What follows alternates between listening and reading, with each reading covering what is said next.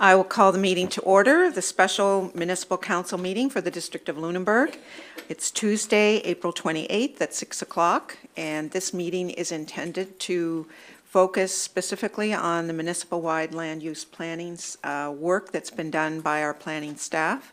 I want to welcome our guests in the gallery. We have two people from the municipality who've never attended a council meeting before and haven't been updated yet on municipal planning, so they're going to get a private tutoring when the meeting's over.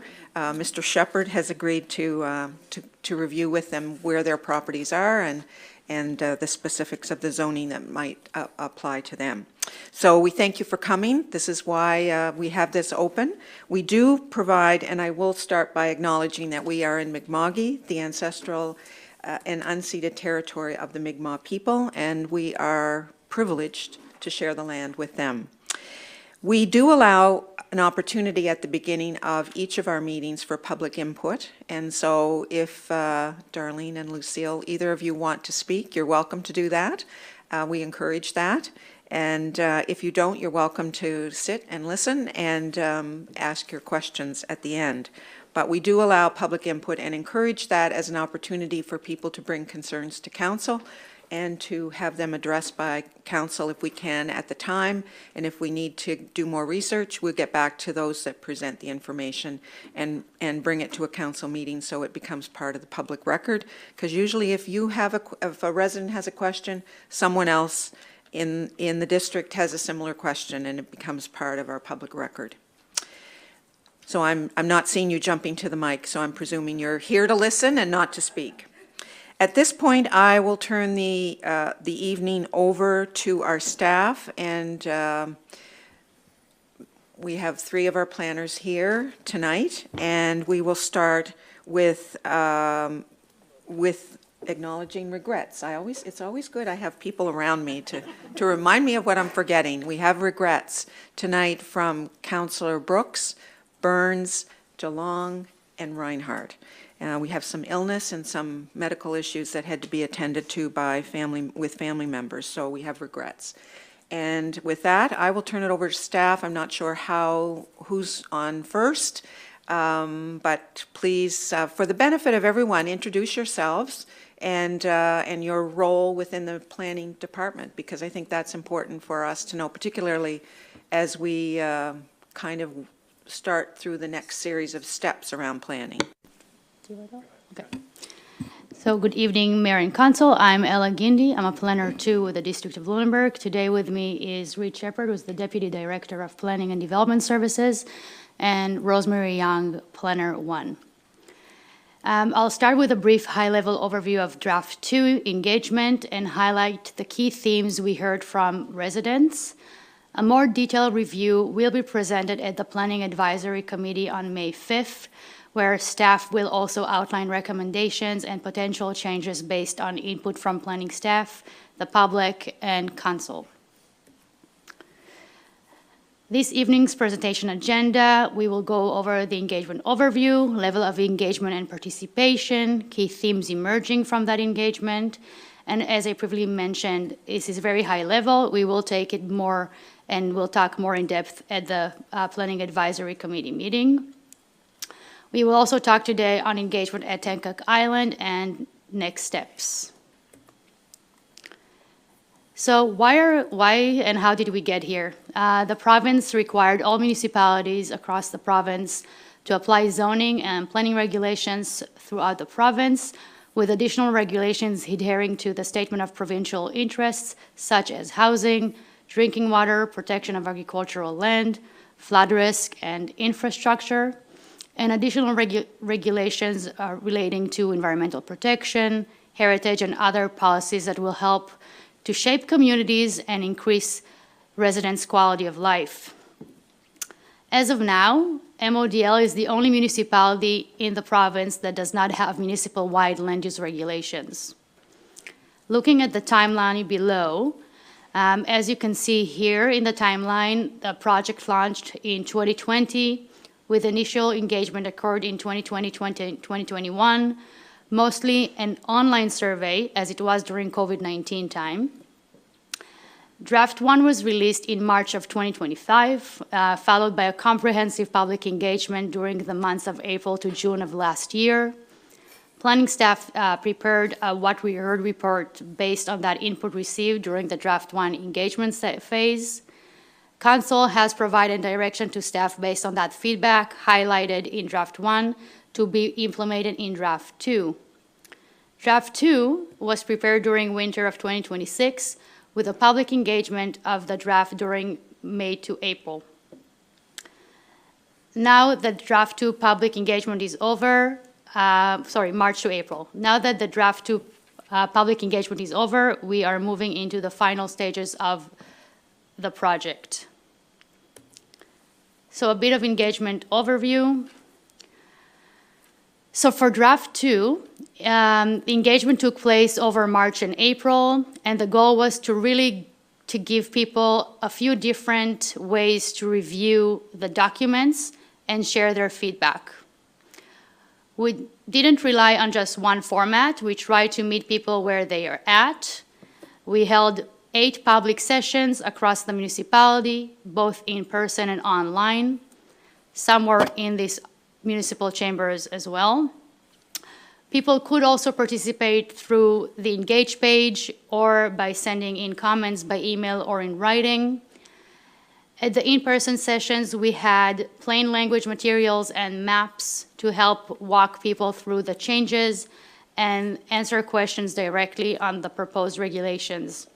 Overall, the approach was meant to be flexible and accessible and to give people options for how they wanted to engage. Here you can see in this slide, it gives more of a snapshot of the level of engagement we saw since the launch of Draft 1. We've had around 18,000 visits to the Engage page with over 5,700 people reviewing materials and more than 10,000 visits to the project page. We also saw about 11,000 document downloads and received 364 survey responses, which shows strong awareness and continued interest across the municipality.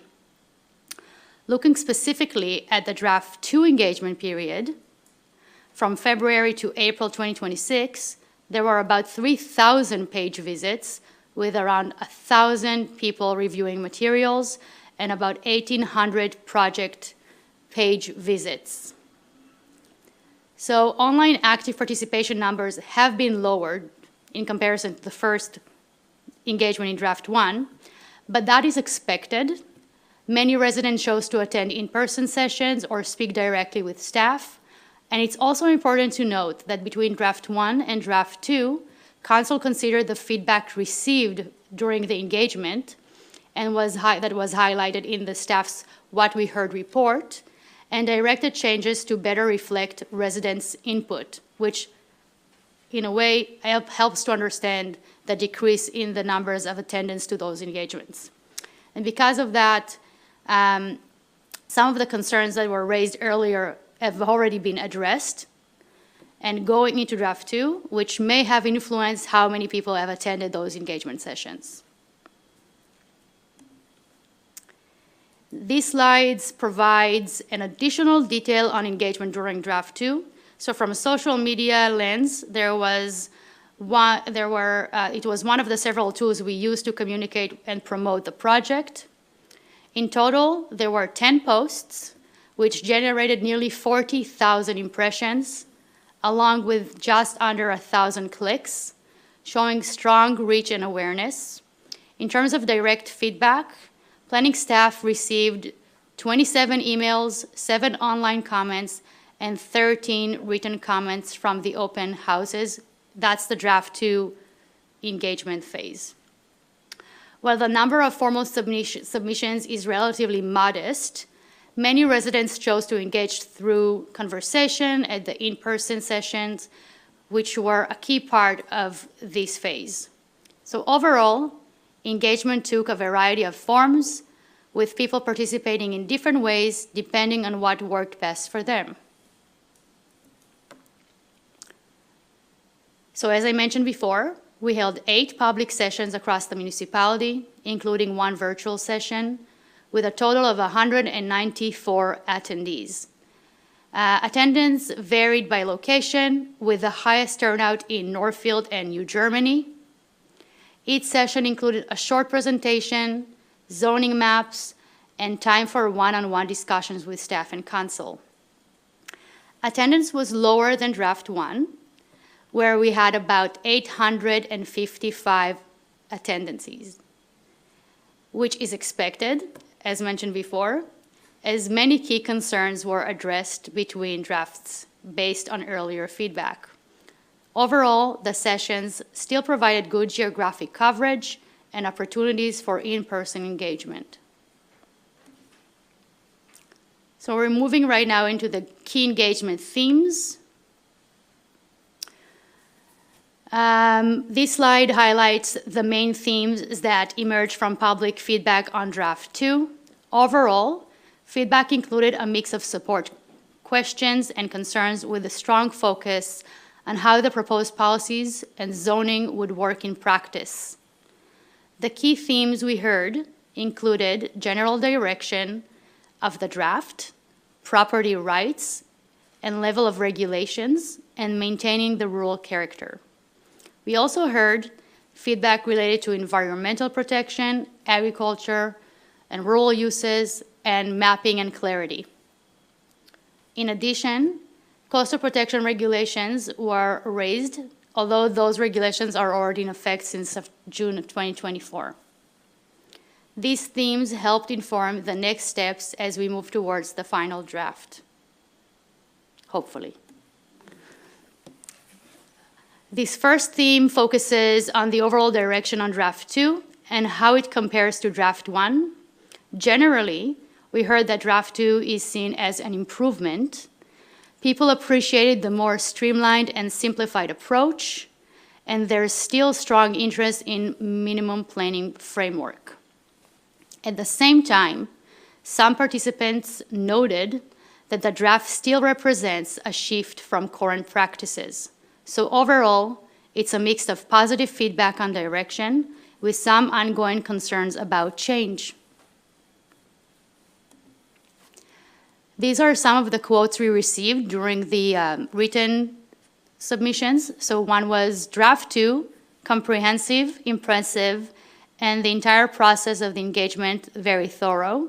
At the same time, another comment mentioned significant improvements have been made from Draft 1, but the overall feel is that we are moving away from a rural plan to an urban one. The second theme focuses on property rights and the level of regulations. A lot of the feedback here was about how the proposed framework might affect how people can use their property. We heard concerns about increased regulations and approval processes, and questions around the shift from as of right to more discretionary decisions. There was also a strong interest in clarity. People want to know and understand what's permitted and how decisions will be made. Overall, this theme is really about predictability and how the framework will apply to existing property use. Some of the quotes we received: so my property is really not my property.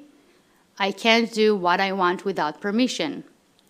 Second quote we received, out of a few: it is important to ensure mechanisms are in place to ensure respect to all landowners, such as noise, odor, etc. The third theme focuses on rural character and local context. A key message we heard is that maintaining the municipality's rural identity is very important to residents. There is a strong interest in preserving rural lifestyles and existing land use practices. Some participants felt that part of the draft comes across as more urban in nature.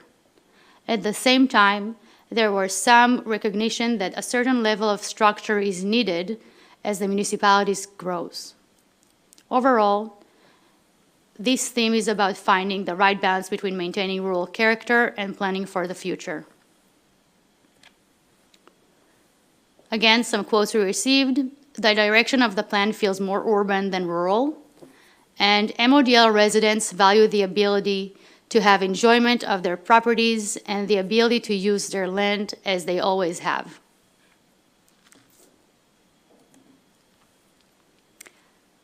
The fourth theme focuses on the environment and natural resources. Overall, there was general support for protecting wetlands, watercourses, and watersheds. Most of the feedback wasn't about whether to protect these areas, but more about how the regulations are applied in practice. We heard questions about how this applies to existing development and how flexibility works for non-conforming properties. There were also suggestions related to setbacks and how they will be applied on the ground. So overall, this theme is really about implementation and how the rules work in real situations. Some of the quotes we received: when renovating an existing property on a lake, I would like to be able to renovate no closer to the waterline.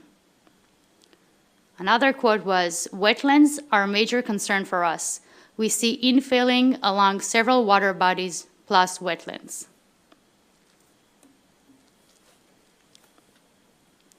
The fifth theme, agricultural and rural use. Participants expressed interest in supporting agriculture and protecting farmland, with mixed perspectives on livestock and rural use.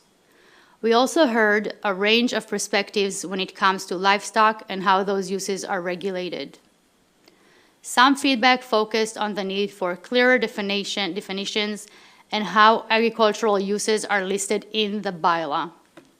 Others raised questions about how rules apply to small-scale or personal use farming.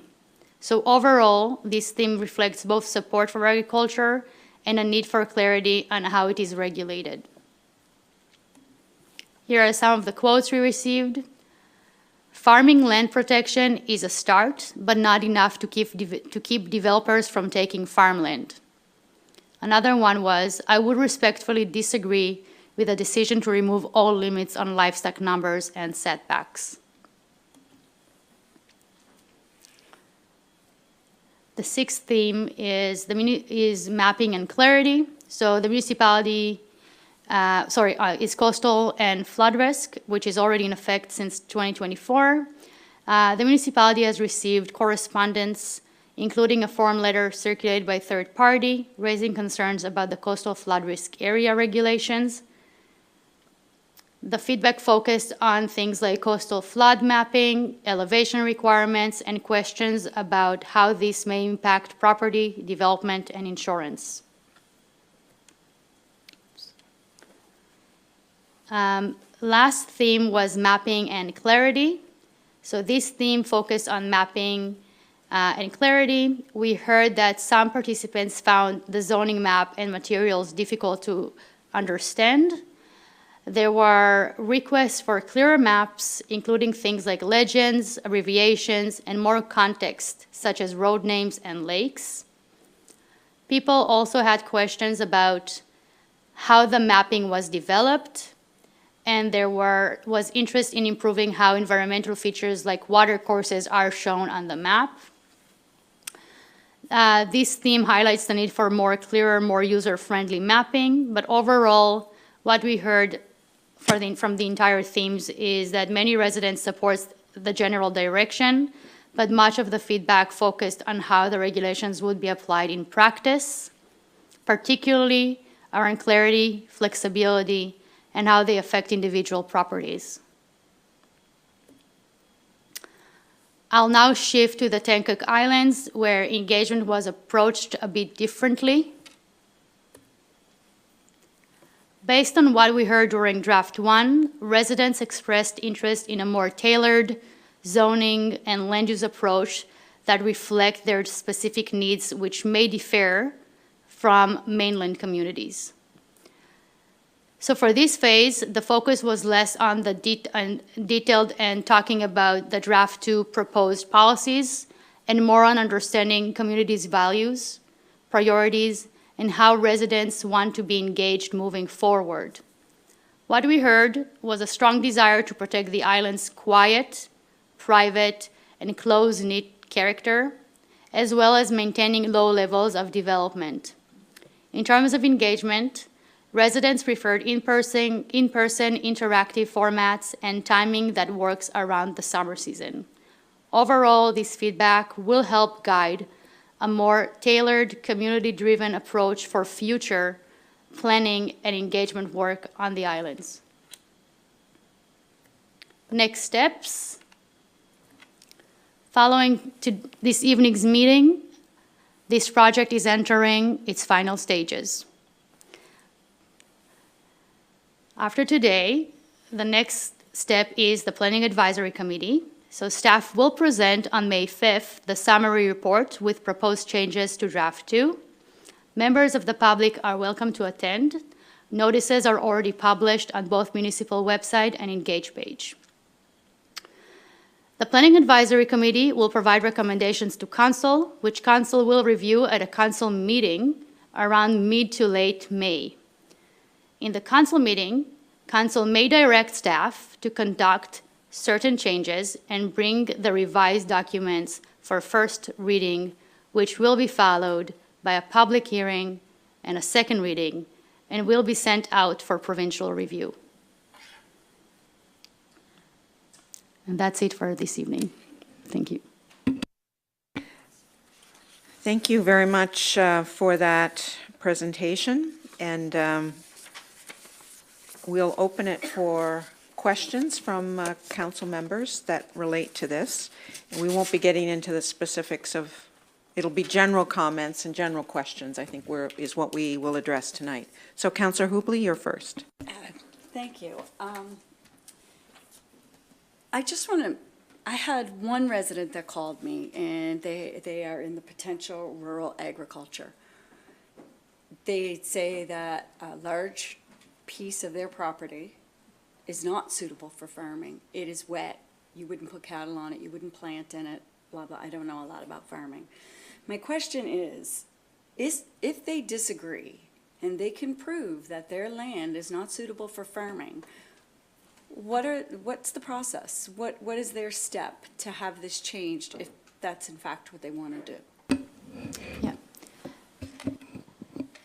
Anything, first of all, in this document is subject to change based on council's decision. Theoretically, let's say this plan is in place and is in effect, and that residents believe that and he has proof that that land is not suitable for agriculture and it's not even classified as Class 3, they can apply for a rezoning application, and it's up to council to decide if to direct staff to start that rezoning process or not. Is there anything they can do now before this, if, I don't know that they want to, I'm just asking. Is there anything that they could do now before this process is finalized? Sure. I guess any resident could write a specific comment and make that request. What you'll see in terms of the comments provided next week that will be delivered to Planning Advisory Committee meeting is the fulsome, every single thing verbatim will be provided in that. And so there have been individual comments from residents about making changes to zones on their property or maybe larger scale about the whole plan. So they're very much welcome to make that request. What we'll bring forward next week and then to council after that is basically a table outlining here's all of the comments and whether planning staff is saying we recommend that you make that change or maybe not. And so we'll provide a professional opinion about those specific changes, and then council does have the ability to make a change to whether it's a mapping change or not. In terms of that type of request, we probably wouldn't recommend from our perspective that type of change be requested. That mapping is based on the Canada soil inventory mapping. So there's some some pretty clear soil mapping that's been done years ago, then that's the basis of that zoning. Now, it's not perfect in terms of where that line of class 3 and class 5 might lie in some areas. Sometimes it matches up with a drumlin or something like that. And so in cases like that, there might be good evidence that it's not accurate. But generally, the soil mapping is fairly good in terms of if there's a full parcel or a whole swath of land that lands in that zone, it generally does reflect that there's good soils. It doesn't mean it's drained well. It doesn't mean it's not forested or has wetlands on it. So there's a lot of constraints that might make a plot of land not farmable today.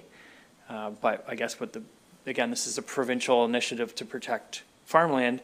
They would look at it as if it could be farmed sometime in the future and the soils are there somewhere, they want it protected generally. Okay, Deputy Mayor Vino. I think you might have highlighted this in your comment to Councillor Hubley, that the themes that were brought forward today are not all that was heard. And I say that because I attended all of our open houses that we did, and at every single one, I got feedback on our RV situation. So that doesn't mean you don't have that information, it just wasn't one of the ones that were presented here tonight.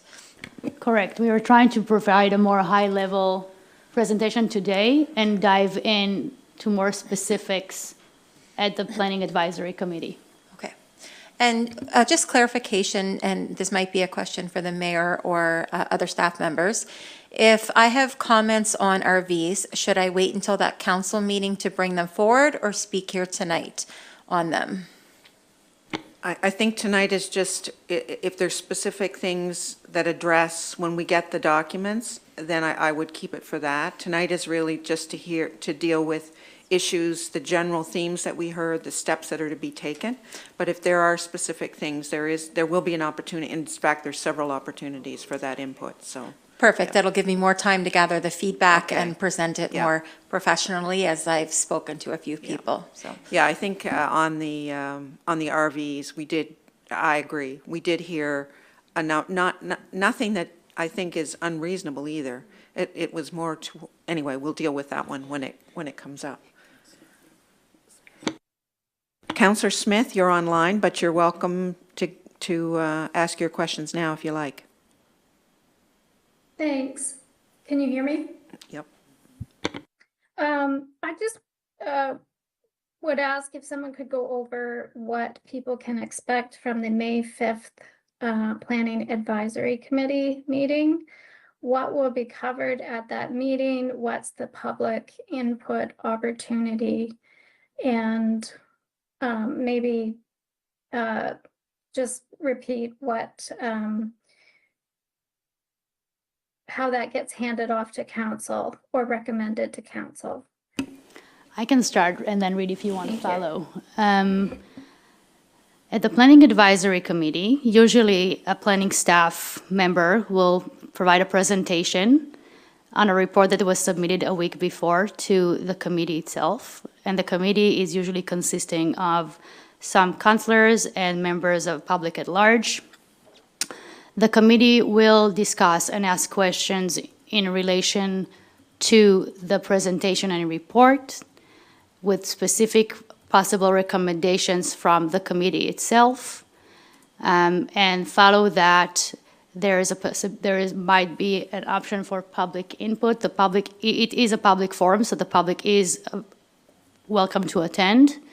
At the end of the meeting, it's either the Planning Advisory Committee will provide a positive recommendation to council based on staff's recommendations, or there will be an added recommendation on top of that.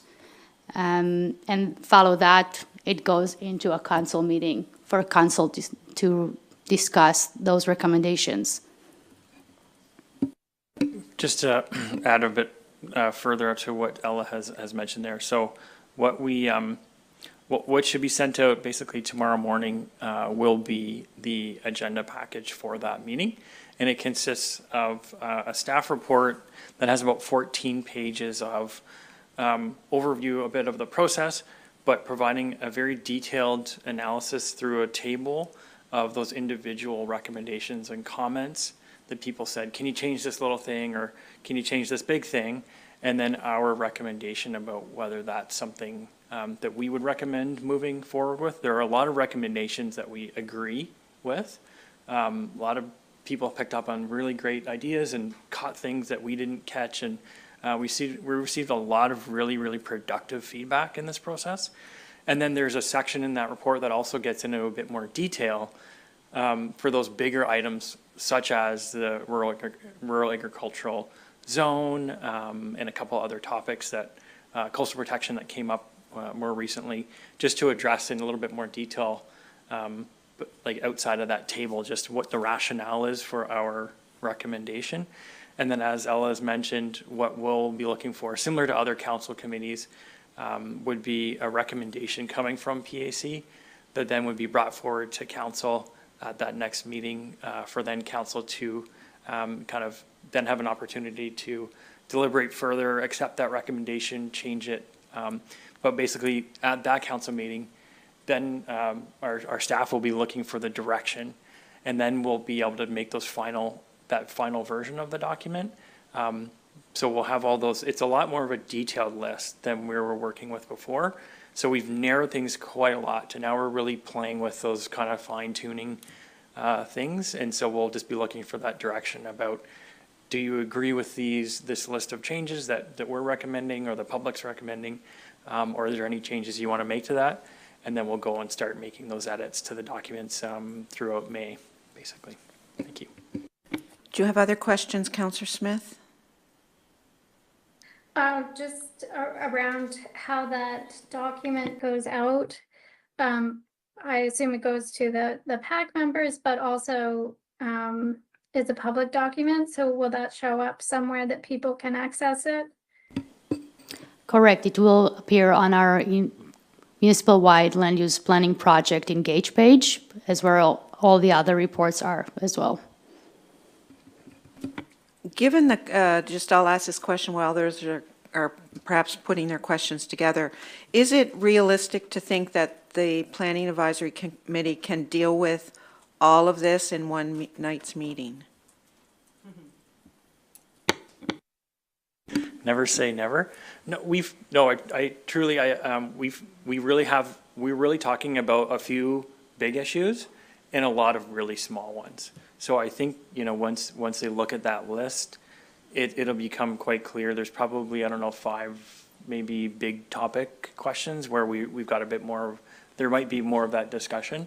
But a lot of them are, I would say, minor changes. So I think it's feasible that they could come to an agreement on the next steps and giving the recommendation to council.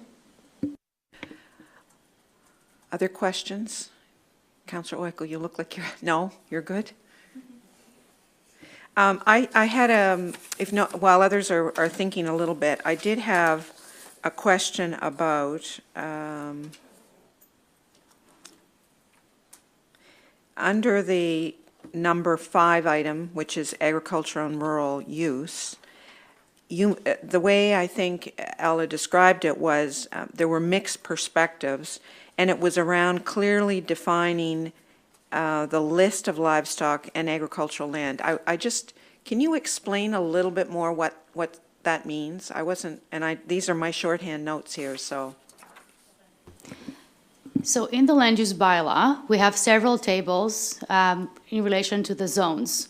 So one table is the rural use zones. It could be the rural general, the rural agricultural potential, rural residential, and rural village zones. And under that table, you have the list of permitted uses, and either it's permitted as of right, so just apply for a development permit. Does it need a more robust planning process of site plan or DA? So those lists, those uses are existed in the list, and it tells you if they're permitted as of right or not. And And I think the way we wrote it is that we basically said agricultural use as, in a general, as an umbrella, rather than actually breaking it down to different types of uses within that agricultural spectrum. So some might find it confusing. Is it just large-scale agriculture, small-scale agriculture, and what type of operations are permitted within that?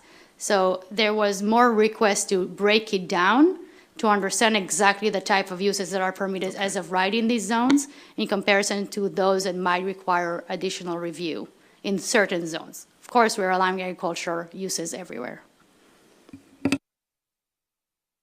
except from the watershed zone.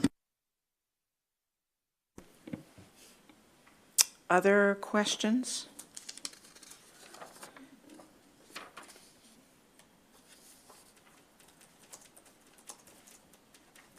I'm just looking at my notes, if I had anything else.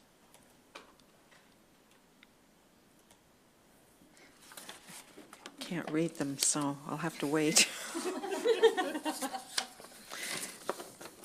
Any other questions from council members? Deputy Mayor Vino. I'll ask one more along the lines of the agricultural piece that you brought up. And you indicated that there was comments to protect agricultural land. We probably don't know where those comments are coming from. Would that be correct in assuming that? And I say that because I might think it's important to protect agricultural land, but I'm not an agricultural land owner. I'm not the one that might be left with property that we may deem to be protected, but I want to sell. And that's a line that I'm swaying on. We might have got lots of feedback, but they might not be from those that own the farm. And therefore, it puts the farmer or the property owner in a predicament of not being able to decide what to do with their property. So I'm struggling with that and the feedback we received and who it came from. In a way, you're right, because we're not tracking down the PID numbers or the property owner names and their comments. It's not something that we're looking to do unless they sent us an email. Then they usually indicate their PID number, their home address, and if they own a farm or not, and whether they want to protect it or not. So you're in a nutshell, you are right. We don't necessarily track down participants or people that made comments or provide us written comments to understand if they are farm owners or not. But in general, even in draft one engagement, when we had engagement with farm owners here, there was a general support for protecting agricultural land. I only share that because I want to make sure it's not missed when we're talking about it. I'm not on PAC, so I can't bring it up then, that it's not assumed that it's from one side or the other. Yeah, just, excuse me, just to, so a further comment to that, that balance is one that transfers to many different elements of the plan that council's going to have to weigh. Some things like, I think the source water protection and the stronger land use protections around those lakes is another one of those things where there's benefits to some versus others, and especially, you know, think of the towns actually are the biggest consumers of that water. They're the most at risk, but the landowners around that who live in MODL will have to have the stronger land use protections placed on them. So there is a lot of those kind of costs and benefits in weighing who has to kind of bear certain costs, or things like agricultural land protection, which I think is viewed largely as you know, a public good that's benefiting us in the long term, but it impacts other people disproportionately. So certainly it's an element that I think council is going to have to weigh in a lot of perspectives. I think Councillor Smith, do you still have a question? Go ahead. I just wanted to ask one more question about kind of what's next after we're done. It goes to the province, and I think I've heard it said before that, you know, we have communication with the province, so they're not going to be really surprised by anything in this plan. And after that, once it is approved by the province, like I noticed that our coastal regulations, which I wasn't here for when those were put into effect, we have like a review process. Is there any review process for the entire plan? Because that would seem really unwieldy. But we have been referring to it as a living document. I'm just wondering how that plays out in practice in the future after everything, after the whole process is done, the province approves it, it's in effect. How is it a living document? I can speak to part of it. Ella may have something to add as well. But just in terms of what comes next, there is going to be a significant implementation phase for this document. It's a huge change for people. Internally, it's a big change for how we operate. So we'll see a lot more development permits. We'll see a lot more development agreements. We'll see requests for changes to zones. It'll just be a shift in how that operates. As you know, we also are rolling out our new e-permitting system. So those types of amendments and changes will be through that system. So it's a lot of internal change to implement the plan. To accompany that, we'll be doing a lot of communication pieces as well. So we're intending to roll out a lot of work to make sure people understand how the plan works and what it means to live in an area with zoning. So we've done some of that, especially when you think about those kind of one-page handouts that says rural zone, this is what is permitted. That's the type of thing I think that people are looking for when they know for sure that it's in place, because up until now we've been said this is proposed, but once this plan is in place, we can go to people and say, this is what the zone means now that it's in effect. So it's just, there will be a lot to kind of help residents understand what the plan means, the development community help them understand what the new processes are, and then as you've alluded to, every planning document such as this has a requirement from the province that it be reviewed every 10 years. So the coastal protection one that you mentioned, there was a special policy built into that to review it after 5 years to make sure that it's working as intended. This document does require a full kind of review after 10 years. But our planning team does have several items kind of coming up once this plan is in place. And one of those big ones is going to be taking all our secondary planning areas, and those are past due in terms of reviewing those documents. Some of them are quite old, and they need to be reviewed in the context of this and updated, and in many cases kind of brought up to par in terms of what the land use zoning and things like that are in those plans. So I don't know if you had anything to add, but. Councillor Oikle. Yeah, so once first reading happens, then it's in place, correct? Is that not correct? We just don't wait until the province says, yes, it's good. It's at first reading, everything in whatever's been in that draft, if that's what we accept, that's when it starts, correct? Technically, at first reading, that's when the time starts. Right. And then technically it is in effect, but you need to full adoption is second reading and provincial approvals. Right, but but everything anybody who wants to come and do anything, they have to go by after first reading, whatever is in first reading after that. Yeah, just to add to Ella's comment, we can't issue a permit that contradicts with what's been passed in first reading. So technically, yes, it's not in place, and there is a clock that starts. So if council passes first reading and never gets to second reading, the clock will run out, and then you're back into nothing. But yes, that's correct. So first reading is what we're working on in terms of we will have to treat it as though it's in effect as of that time. Development officers will be, having to issue permits as if the zoning is in place and everything as of that time. So, and right now, our current plan is that would be in June, the council would be able to pass first reading. Thank you. I just wanted to make sure that was said, because the way you were saying it before, it sounded like it was all going to be in the future after the summer, but it is not. It's after first reading. Other questions? Just, it might be very useful for people that maybe are watching or want to refer to this. Once we bring in the municipal planning strategy, can you just, in a kind of a nutshell, I'm coming to you to get a bill, what I used to think was a building permit. What's the process? What will actually happen if I came to you and said, I want to build a new barn on my property? Let's just use that as an example, just to give us the steps that our residents will go through to reflect the new policy that we'll have in place.